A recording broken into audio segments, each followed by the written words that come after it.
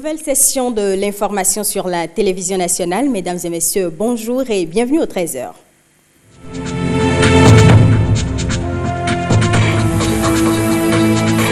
L'envoi de la 32e édition sera donné ce soir. C'est la 5e fois que l'Égypte va abriter l'événement. Nous vous proposons dans ce journal un commentaire sur le retour de la CAN en Égypte 13 ans après.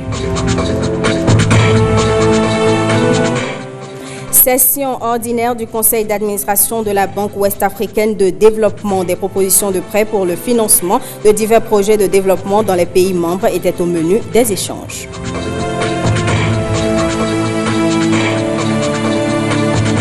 Et puis, l'Agence nationale pour l'emploi a accordé aux bénéficiaires du projet Emploi Jeune des subventions. Le projet entre ainsi dans sa phase pratique. Plus de détails dans ce journal.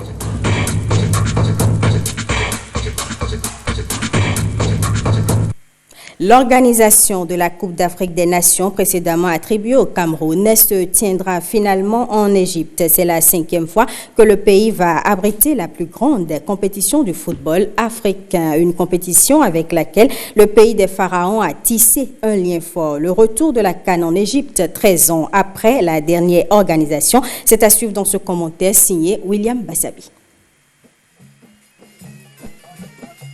La Coupe d'Afrique des Nations de retour sur ces terres. Pour la 5e fois de l'histoire, les célèbres pyramides vont accueillir l'Afrique du football. Un record. La première remonte en 1959 à l'occasion de la 2e édition qui a regroupé 3 pays. La 2e Coupe d'Afrique des Nations en Égypte a lieu en 1974 à l'occasion de la 9e édition. 8 pays étaient sur la ligne de départ. À l'arrivée, c'est le Zaïre, des Kazadi, Mayanga, Kakoko, Moulamba et compagnie qui fait tomber le pays hôte en demi-finale avant de s'accaparer du trophée face à la Zambie, après ce qui reste jusqu'à ce jour la seule finale rejouée de la compétition. En 1986, pour la 3e fois, l'Égypte a rendez-vous avec la Coupe d'Afrique des Nations sur son sol, toujours dans la formule A8. Elle remporte la compétition face au Cameroun d'un certain Roger Mila à la science des tirs au but. 20 ans plus tard, rebelote. Pour la 4e fois, la terre des pharaons reçoit 16 pays pour le compte de la 25e édition.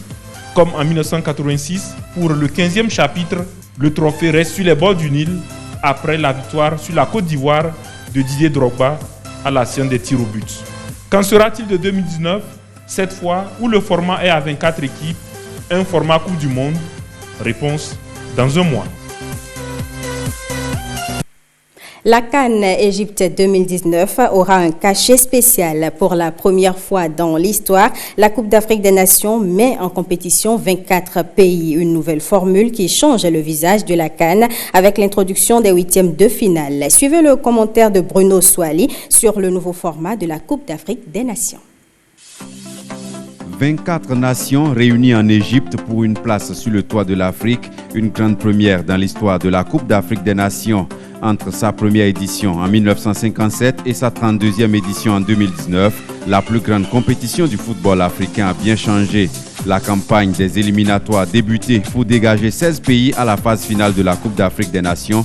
La Confédération africaine de football, lors de son symposium à Rabat, décide par décret du 20 juillet 2017 de l'élargissement à 24 pays des participants à la Coupe d'Afrique des Nations dès 2019.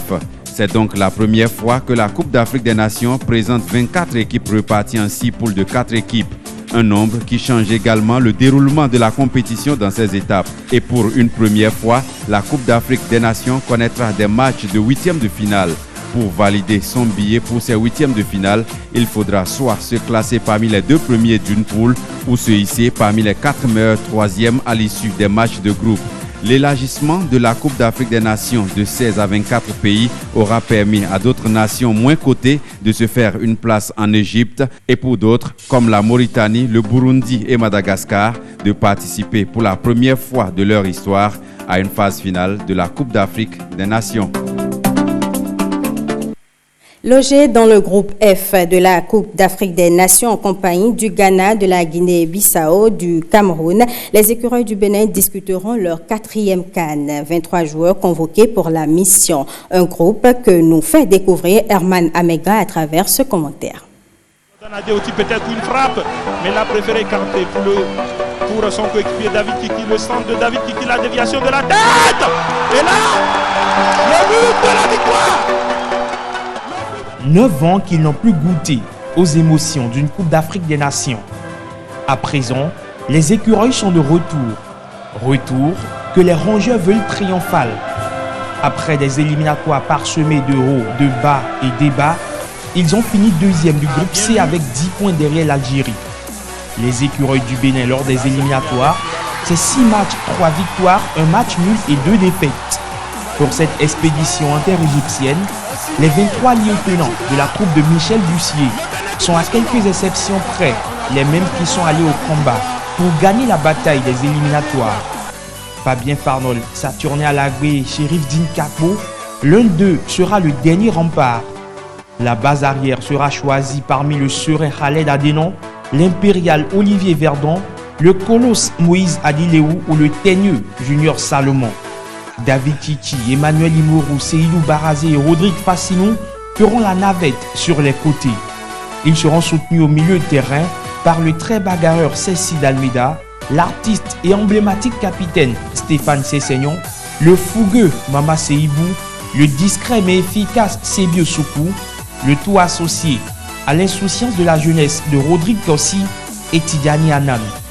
La ligne offensive se repose sur le mètre 90 de Steve Mounier, la technique de Jodel Dossou, l'agilité de David Djigla, l'expérience de Michael Poté et la détermination de Désiré Segbe Azanko. L'histoire du Bénin à la CAN débute en 2004, après Tunisie 2004 donc, Ghana 2008 et Angola 2010, le Bénin, qui est toujours à la recherche de sa toute première victoire en phase finale de CAN, arrive à Ismaïlia avec des ambitions et des repères. Les cadres de l'effectif, plus proches de la porte de sortie, veulent finir en beauté et pour cela, il faudra défier le Ghana, bouter le Cameroun et cogner la Guinée-Bissau. Une mission commando pour laquelle ils sont plus qu'armés. Actualité de la CAN oblige, nous recevons sur ce plateau William Bassabi, journaliste sportif et chef de la division des sports de la télévision nationale. Bonjour William et bienvenue. Bonjour Ariane Da Silva et bonjour à nos amis téléspectateurs. Alors CAN Égypte 2019, est-ce l'édition qui va révolutionner le football africain à votre avis? Exactement, quand on voit les différents sujets, notamment celui proposé par Bruno Soali, on peut déjà par la formule dire que c'est une révolution cette Coupe d'Afrique des Nations, puisque le format 24, c'est un format Coupe du Monde. Simplement, par comparaison, la Coupe du Monde de la FIFA, qui est la plus grande compétition au monde, se jouait jusqu'en 1994 à 24. Donc, c'est lié à ça. Ensuite, c'est une révolution d'autant plus qu'à partir de maintenant, il n'y aura plus d'engouement, puisqu'il y a plus d'opportunités pour les pays de se qualifier. On a vu le Bénin, par exemple, s'ils sont retour 9 ans après, donc regardez l'engouement qu'il y a au Bénin. Il en sera de même dans des pays comme Madagascar qui découvre la compétition pour la première fois, la Mauritanie, le Burundi, pour ne citer que ces pays-là. Donc il y aura plus d'engouement, mais également par rapport à la compétition elle-même, l'organisation technique, il y aura l'introduction de la vidéo assistance pour l'arbitrage, la VAR, à partir des quarts de finale pour plus d'équité. C'est un peu comme à l'image de la Coupe du Monde dernière. Donc, on va dire que le football africain est en train de faire sa mue, disons, de se mettre au pas du football mondial. Et puis, pour ceux qui aiment le foot, ils savent que le foot rime avec le nerf de la guerre, les finances, et cette Coupe d'Afrique des Nations va apporter substantiellement de l'argent dans les caisses des fédérations. Chaque pays participant, par exemple, aura droit à $600 000, donc environ 350 millions de francs CFA, donc pour mieux soutenir les fédérations. C'est vraiment quelque chose à ne pas négliger. Et le vainqueur, par exemple, va empocher 4,5 millions de dollars, soit 1 million de plus que l'édition d'il y a 2 ans. Alors, sur le plan sport, quelle chance pour les 24 équipes qualifiées? Alors, sur le terrain, je pense qu'on va catégoriser les équipes en fonction de leur statut. Il y aura les favoris naturels, les favoris selon leur statut et leur forme du moment, les outsiders et les troubles faits. Les favoris naturels, c'est l'Égypte qui organise la compétition, qui est recordman de la compétition avec 7 titres et qui est vice-champion d'Afrique en titre. Il y a bien évidemment le Cameroun, champion en titre, qui qui va naturellement défendre sa couronne. Maintenant, je parlais des favoris de par leur statut et leur forme du moment. Là, j'ai à peu près 8 pays. Le Ghana, 4 fois champion d'Afrique, adversaire du Bénin, la Côte d'Ivoire, la République démocratique du Congo, l'Algérie, le Sénégal, le Nigeria, le Maroc, qui sont de gros pays de football avec des footballeurs de très haut niveau. Donc ces pays ont de quoi à être dans des pots de favoris, comme je le disais tantôt. Mais il y a également des outsiders et dans ce registre, je cite des pays qui sont émergents comme le Zimbabwe, mais des pays aussi qui, disons, n'ont pas réussi à se faire une place au soleil, comme le Mali, qui a disputé sa seule finale il y a cela 47 ans derrière, et l'Afrique du Sud qui revient. Et puis les Tout Faits, ce sont des équipes qui a priori ne sont pas attendues comme des favoris, ni naturels, ni des favoris en tant que tels, ni des outsiders, mais qui peuvent complètement changer la donne. C'est le cas du Bénin. Alors, sur le plan général, est-ce que cette CAN augure d'une bonne organisation vu les conditions d'attribution de la compétition? Bien entendu, parce que c'est vrai, on peut avoir des doutes par rapport au délai court que l'Égypte a eu pour organiser la compétition. Mais l'Égypte est d'abord un pays touristique qui a une tradition d'accueillir des grands sommets, des touristes. Donc, les infrastructures existent, hôtelières, les stades. Donc, pratiquement, il y a tout ce qu'il faut pour accueillir le monde. Maintenant, les craintes, c'est sur le plan sécuritaire. Et là, le gouvernement égyptien, qui, on le sait, donc, est un État fort avec un homme entreilli au pouvoir, donc, a donné les garanties pour que cette Coupe d'Afrique des Nations se déroule dans de meilleures conditions. D'accord. William Bassabi, pour finir, comment la CAN va se vivre sur l'ORTB? Il faut déjà dire qu'il faut tirer un coup de chapeau à l'ORTB, au gouvernement béninois, qui a permis d'avoir exclusivement donc, les droits de diffusion. Alors, ça veut dire que la Coupe d'Afrique des Nations au Bénin doit se vivre en exclusivité sur l'ORTB à travers les 52 matchs. Donc, ce n'est que l'ORTB qui puisse offrir ce rêve-là à ses concitoyens. Et il y a la possibilité exclusivement sur le territoire de suivre les matchs sur le canal 270 de Canal+. Alors, il y a les plateaux reporters avec des consultants, notamment des entraîneurs, des techniciens divers, des anciens internationaux, des reporters sportifs. Il y a également le plateau commercial pour que ceux-là qui veulent évidemment booster leur chiffre d'affaires puissent évidemment en profiter. Et bien entendu, il y aura les éditions spéciales comme ce JT qui comporte assez d'éléments donc, du sport. Donc la CAN à l'ORTB, tout le monde est déjà prêt, que ce soit à l'intérieur avec les antennes régionales, que ce soit ici à la base, à la télévision comme à la radio. Nous sommes prêts pour le coup d'envoi. Merci à vous, William Bassabi, pour toutes ces informations sportives. Autre volet de l'actualité à présent, le 15 juin, c'est la journée mondiale de lutte contre la maltraitance des personnes âgées. La plateforme des organisations de protection et de défense des intérêts des personnes âgées au Bénin a célébré l'événement. C'est à travers une marche dite Marche du cœur pour dire non à toute forme de maltraitance. Jean-Claude James et Simon Villon. Point de départ de cette marche du cœur, la place de l'Étoile Rouge. Dans une ambiance festive, environ 3,5 km seront parcourus par ces membres de la plateforme PTA Bénin pour rallier la Bourse du Travail. Ces personnes âgées s'opposent à toute forme de maltraitance et invitent à la prise de certaines mesures en leur faveur. Reconnaître l'inévitabilité du vieillissement de la population et la nécessité de préparer adéquatement toutes les parties intéressées. Investir dans les jeunes d'aujourd'hui en encourageant des habitudes saines et en assurant des possibilités d'éducation et d'emploi, intégrer le vieillissement dans toutes les politiques, créer une nouvelle culture du vieillissement fondée sur les droits et changer les mentalités. À leur côté, pour célébrer cette journée mondiale, de lutte contre la maltraitance des personnes âgées, les représentants de l'OMS et du ministère des Affaires sociales. Les centres d'intégration et d'épanouissement des personnes âgées.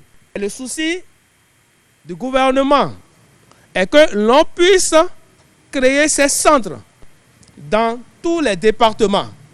La vice-présidente a souhaité qu'il y ait une structure dans le littoral. Je me ferai le porte-parole auprès de l'autorité. Vous n'êtes pas des charges, on doit oublier ça.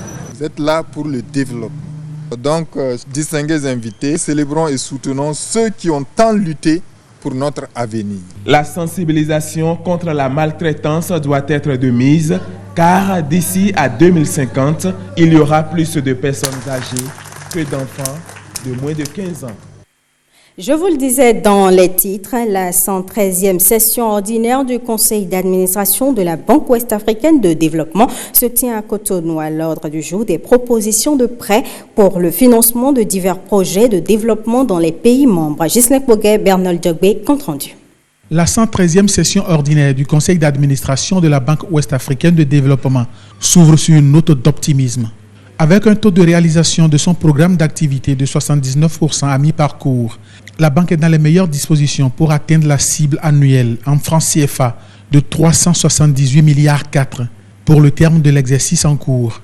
Des agences de notation ont confirmé pour la 4e année consécutive les notes B AA1 stable pour Moody's et BBB stable pour Fitch dans la catégorie Investment Grade. Elles ont, une fois encore, attiré l'attention de la banque sur l'évolution prochaine de l'adéquation des fonds propres de l'institution. Ainsi, dans le souci de pérenniser l'adéquation des 10 fonds, il nous paraît essentiel que la question soit réglée dans le courant de l'exercice en cours.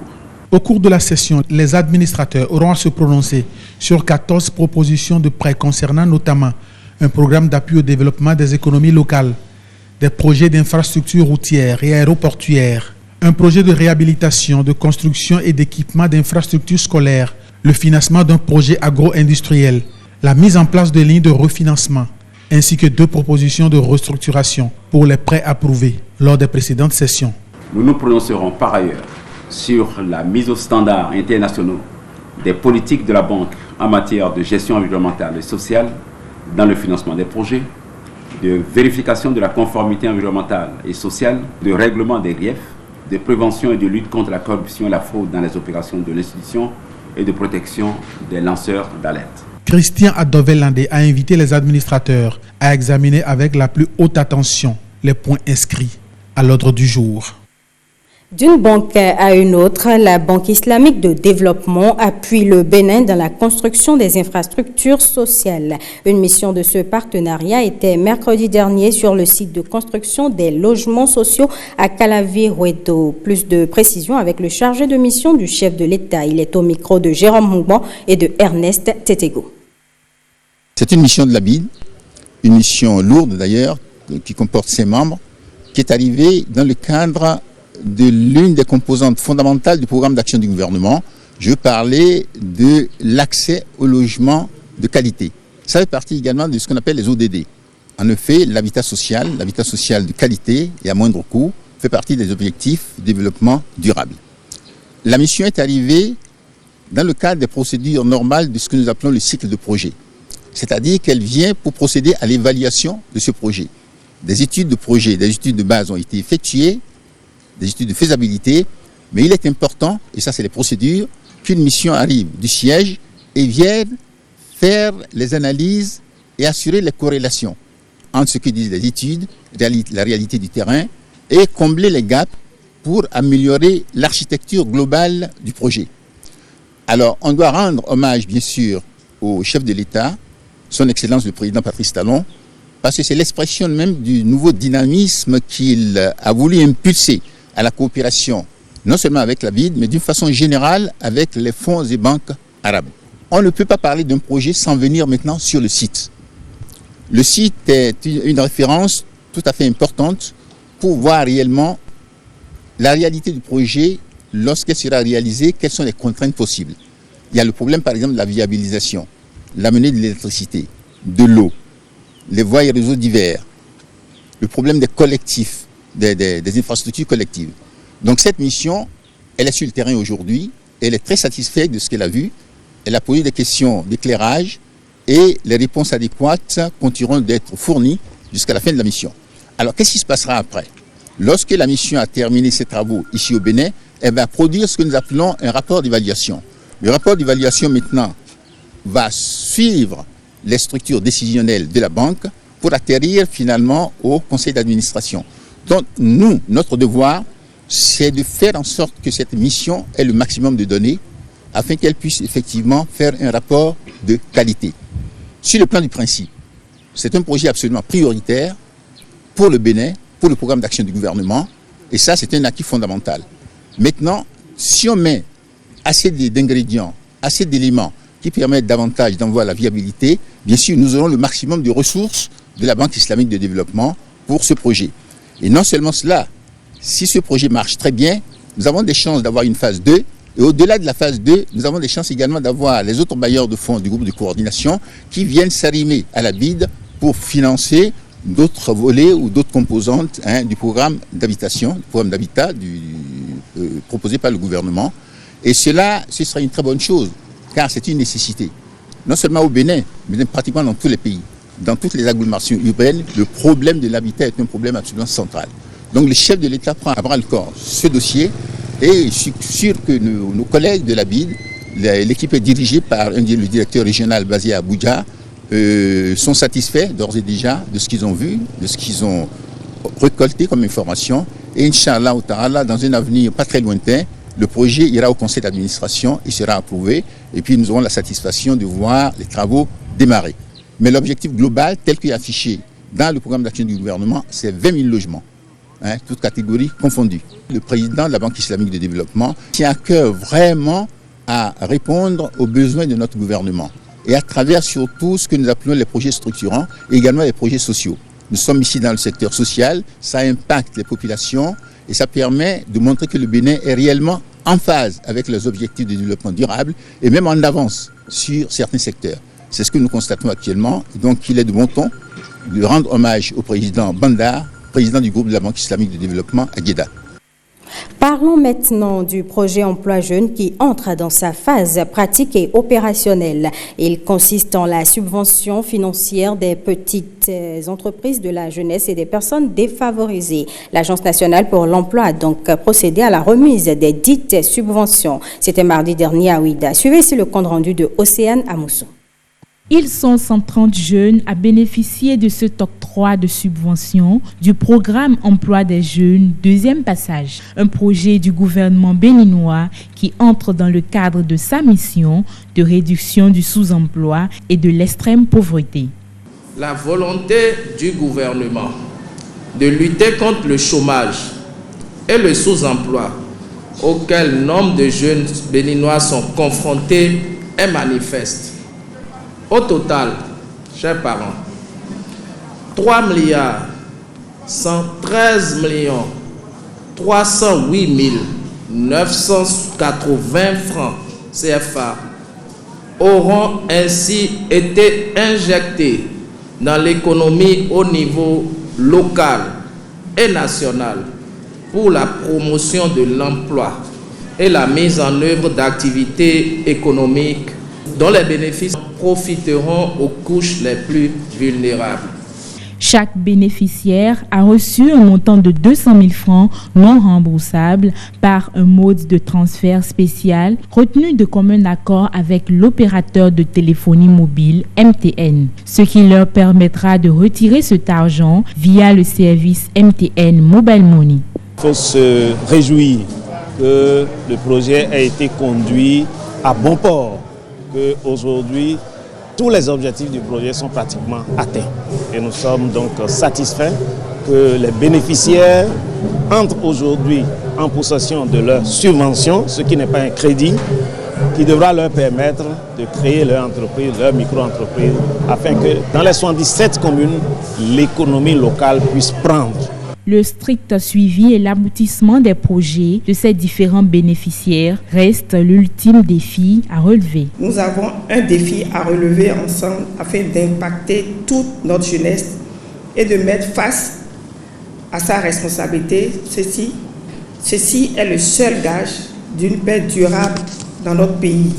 Financé par le budget national et la Banque mondiale, le projet emploi des jeunes a été initié pour combler un vide, celui de la faible valorisation du potentiel artisanal des jeunes. Le dit projet a une envergure nationale et couvrira à terme les 117 communes du Bénin. Tous les feux ne sont pas nuisibles et il faut plus de vigilance pour protéger les forêts béninoises. Ce sont quelques enseignements issus de la 6e conférence administrative départementale de la Liborie. La seule communication de la réunion était axée sur les feux de végétation. Benjamin Denayo et Sanimouni Seydou. Le Bénin perd des hectares de forêt chaque année du fait des feux de végétation. Certaines aires se régénèrent, d'autres non. Il faut protéger à tout prix ce qui reste. Il y a des zones où ça brûle, ça repousse immédiatement. Il y a des zones où ça ne brûle pas du tout. Il y a des zones quand ça brûle, ça fait encore l'année prochaine. Et en fonction de l'espace, juridique qui est brûlé, nous avons aussi les différentes zones qu'on appelle différentes zones synergétiques. Dans la Liborie, ici, c'est surtout les massifs forestiers qui brûlent, comme vous l'avez vu, puisque tout l'espace est labouré. Et quand c'est labouré, il n'y a pas de matière à brûler. Et les seules zones où ces matières existent encore, c'est nos forêts classées, malheureusement, qui sont brûlées. Et nous avons parlé de comment faire pour pouvoir gérer au mieux ces feux pour le bien-être de tout le monde et de la population. Les chefs des services déconcentrés de la Liborie sont mis à contribution pour mieux sensibiliser la population. Les feux ne sont pas que négatifs.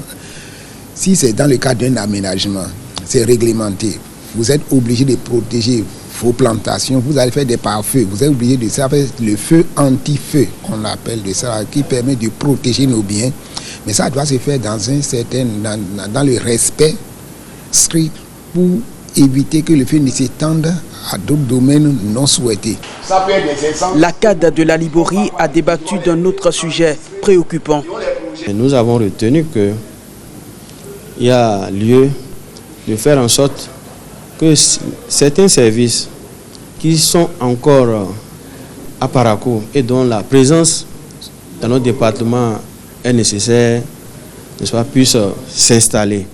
Ça veut dire que nous avons encore besoin des locaux pour les loger. Le taux de mise en œuvre des recommandations de la précédente conférence administrative départementale est de 100%. Les participants espèrent le même résultat dans un mois. Et puis, un nouveau maire pour la commune de Kandi, Abibou Bachabi Orougani, a été élu mercredi par 16 conseillers sur les 18. L'élu annonce qu'il va prioriser la réconciliation et l'unité de l'exécutif communal. Moi, je mets le signe de ce mandat dans la réconciliation du conseil communal. Il faut noter que depuis 3 ans, nous n'arrivons pas à nous retrouver pour faire la mission que la population nous a donnée. Et je me dois de faire en sorte que cette confiance entre nous là puisse vraiment revenir. Parce que si le législateur a voulu qu'on puisse élire beaucoup de personnes pour réfléchir et décider, c'est ensemble que nous allons faire le travail. Seul, je ne suis rien. Seul, je ne peux rien sans les autres. Et j'ai besoin vraiment de leur soutien. J'ai besoin de leur compréhension pour que nous puissions vraiment faire la mission que Dieu nous a confiée. Alors je voudrais aussi dire à la population merci pour tout le soutien constant et que cette population a apporté depuis l'ère de la décentralisation. Et leur dit de continuer par faire confiance au Conseil de Kandi pour que nous puissions ensemble construire notre cité. Parce que nous devons à chaque instant ramener à la mémoire la fameuse formule de Kennedy et dire qu'est-ce que j'ai fait pour ma commune et non qu'est-ce que ma commune a fait pour moi, qu'est-ce que moi en tant qu'individu j'ai fait pour ma commune. Nous devons nous départir de toute autre considération politique, politicienne pour construire véritablement notre commune et accompagner le chef de l'État dans la vision que le chef de l'État a portée pour aller vers les réformes structurelles. Eh bien, ce sera tout pour ce journal que je vous remercie d'avoir suivi.